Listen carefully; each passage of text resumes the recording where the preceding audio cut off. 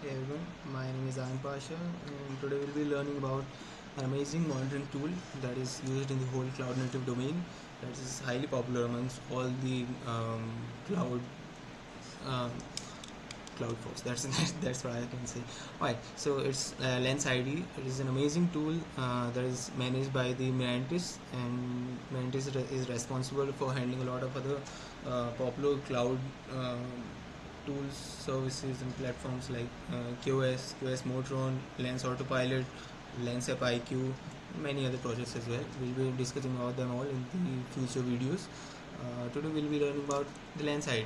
It's a huge, it's a really successful IDE, integrated development environment, which is, as the name suggests, it's responsible for looking into our clusters, as the lens is made for looking, and like a camera lens is responsible for focusing, zooming, and looking for the targets wherever it wants. In the similar way, Lens ID helps in monitoring all the clusters, pods, namespaces, um, services, all the workloads, and it can help us in monitoring all the um, replica sets and config secrets, all of it. It is highly responsible for, it is highly productive for monitoring, debugging, troubleshooting parts of our application, which can make the whole work, the whole job of platform engineers and the administrators very easy. So here's the official website of Lens IDE. It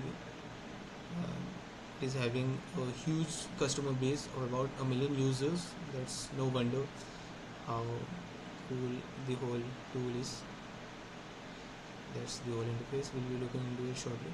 And here are some of the huge companies that use it. All the organizations like the Cisco, Cognizant, Disney, Microsoft, Nvidia, all the leading companies who are having the highest market cap at the moment.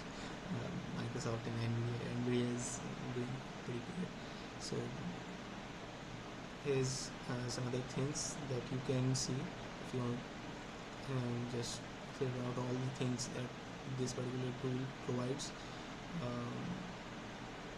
It does have a huge, a really interactive interface, and that's a really great thing that I experienced myself. It is having a lot of security measures, security aspects. It covers a lot of them. It is highly effective for the sustainability part as well, and the monitoring and security and integrations. So let's look into some. You can read about this project, and you can also yeah, look into blogs introducing security. Announces that there's a newest, the latest version that has been launched in 2024. Yeah. So here we have our lens. First of all, I'll be running the minikube cluster. I would have launched other clusters as well, but I know that most of the viewers would be the newbies or those who doesn't know anything about it. So I'll be using minikube. It would be a lot helpful for them as well. Yeah, let's use the minikube cluster.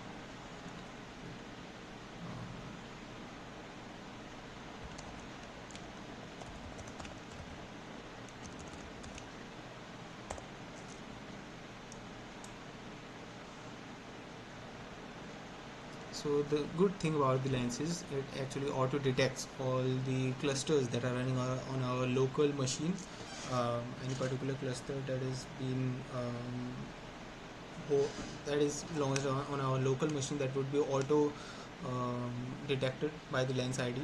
In case we want to attach some other clusters, we want to look into the whole monitoring thing of some other clusters. If we have got our administrative role, then we can just use the kubeconfig files, and they import all those kubeconfig files, or use them to get connected with all those clusters, and then perform our monitoring part. So let's see. Lens here. There it is.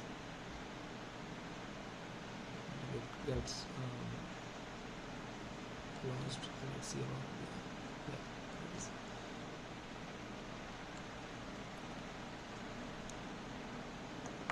By the way, I'm Parshal. If you don't know me, then I'm highly engaged in all the cloud native projects, the whole domain. A lot of cloud native projects, and is also Lens champion myself, Lens ambassador, who is responsible in the whole advocacy part as well, in a lot of meetings, conferences, where I can show the power of Lens IDE and Lens products. So it is. If you want to connect your other clusters, then you can just click on kubeconfig file. Here you can sync your kubeconfig files. From here you will be using all of your external clusters which you want to monitor. Let's see if it's just okay. Here you can see that the minikube is already being detected by Lens IDE. Yeah, it's really hard.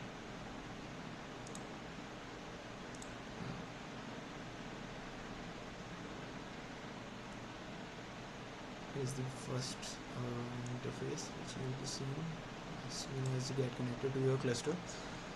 Over here you can see all those stats which you can import from all the metrics which you can import from the Prometheus Helm and all of those things.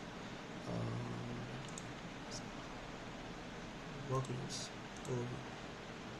Right, so workloads is the first thing, is the first interface where you can show the status of all of those your particular pods, deployments, daemon sets, replica sets, and all of those things. Most of these are in the pending because I have just launched the minikube. It is in launched yet. So you can view the whole status of all those all of your pods, deployments, daemon sets, replica sets, all of them. It does makes a lot easier for the cloud engineers in the troubleshooting and debugging part of your application. You can see the whole status of your particular pods. This is the pod section, so these all are pods that are running in my application, in my cluster. You can view the status of all of these pods, the age of these pods. Some of them are 52 days ago. Alright, so is the state. Some of them are in the running state. All of them, no, one of them is in the pending state. That is. Otherwise, you can just look into their particular pod as well. Let me see. First. Kubernetes. Alright, so I'll be releasing some videos about the Kubernetes as well. It is a sustainability project which is really helpful. First of all, it is a really interesting topic. When I was in EV, I was knowing that there is a problem of sustainability in the cloud domain as well. And it is actually all those pods, resources, the whole cluster resources which aren't used with that much required efficiency, they are actually consuming a lot of computational power and releasing a lot of carbon footprints, carbon dioxide, all these carbon emissions that are creating a lot of damage to our environment. So in that sense, the CNCF does hold I think a team as well, some communities as well for the sustainability project. It does have a lot of sustainability projects that are running in the whole CNCF landscape as well. So I'll be releasing another video how to use KubeGreen. It is highly useful tool which can help you in saving your in reducing costs as well, because if it can help you in extracting the information that which particular services and getting used with that much expected efficiency, then you can just find the solutions and get high efficiency and save your bills. Yeah, in that case. Alright, so it's a pod. You can look into the metrics, whether it is about CPU or memory or networking. It does do really great work at the whole monitoring part, troubleshooting and networking integration, or debugging as well. The properties of the pod: namespaces, labels, annotations, status, node name, pod IP as well. You can just if your particular pod or service is being connected to an external pod, then you can click on that pod, just open it in your browser and look that which service is being run at that particular pod. How is it running, whether it is in the running state or in the pending state, is the containers status, the manager 1 hour ago, images, image name, volumes, vulnerabilities. Alright, so here the vulnerabilities part is very important for our pod. It can help in the whole debugging part. The security is a huge problem at the moment in the cloud.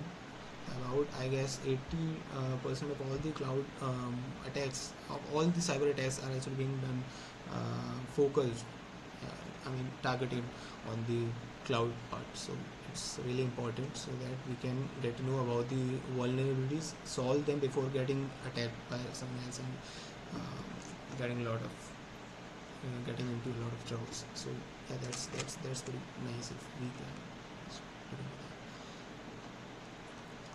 Right. So you can also view the logs, the pod logs. That is the whole log section of our pod, and we can also look into the terminal as well of our pod, and we can give commands that can perform various actions, which I really want. Yeah, here it is. So it's a really nice thing. Brings up a lot of efficiency in our work, these dashboards and all those things. Deployments, all those deployments, daemon sites. I don't have any replica sets. You can even hold you can manage the secrets as well of your pods. It provides a lot of things, networks, services, storage, namespaces, charts, namespaces, custom resource. So yeah, you can connect your cluster and overview the whole monitoring part, that how each and every particular resource of your cluster is doing. Monitor all those things and get a whole result, that how, if it is in the pending state or not, and if it was in the pending state, then at what time, and we can actually look at any particular section. Wait a second. Here we can see that at which time it was having some kind of the fluctuations and some kind of irregularities, and at that time we can kind of do some research and get to know about it, that what actually caused those fluctuations or irregularities in our whole application, and then resist any particular kind of the problem that can cause some capital leakage or the data leakage, which can cause our application to get attacked by the hackers. So it was all about the Lens IDE. I'll be releasing a lot of other videos, particularly about the Lens IDE as well, and various other Lens products as well, where it is about QS. QS has highly used. It is a Kubernetes distribution which uses the single binary, and it's a really nice project if you would ask me. I'll be releasing a particular dedicated video about it. KOS motron, Lens AppIQ, Lens autopilot, and many other projects as well. And about the Lens IDE as well, I can't show all of those in one particular video. So yeah. um, Similarly also about the cloud-native landscape as well. The cloud-native landscape, just now I talked about the cube green part. Yeah.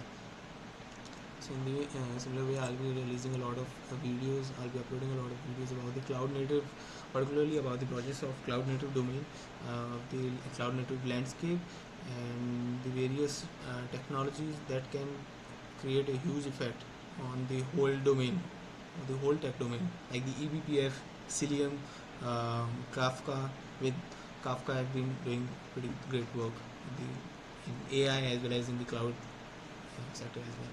So Kafka, eBPF, Cilium, and Wasm. Wasm is a really amazing project. I love to make a dedicated video on it as well in the future. I'll be uploading a video on it soon. So also, if you want to get connected, if you find any particular kind of a problem about the Lens IDE, if you are using it and get any problem, stuck into any particular problem, then you can ask about them. You can get connected first of all to the Lens community. It's a huge community, as I said. It does have a huge customer base of over 1 million users. No wonder about it. It's a great application. You can just get wait a second. You can get connected on the Lens forum. Lens forums. Lens forum, I guess. Yeah. It is. Ask your doubts. As you can see, a lot of other people have also put all this their problems over here, which are being responded by the by Lens champions like me, or the community managers, or the engineers, executives, or whoever you want to get collaborated. You can collaborate with the engineers as well, who actually build this particular project or been managing it, and then get to know about this particular project a lot more as well. Right, so let's not make the video a lot lengthy. Alright, so I'll be releasing a lot more videos in the future. Let's see you in the next videos. Bye. Once also, if you want to get connected to me, then you can get my socials. Yeah, get connected on Twitter, LinkedIn. I also have a Discord channel. You can get join it and ask all of your doubts over there. So yeah, thanks. Bye.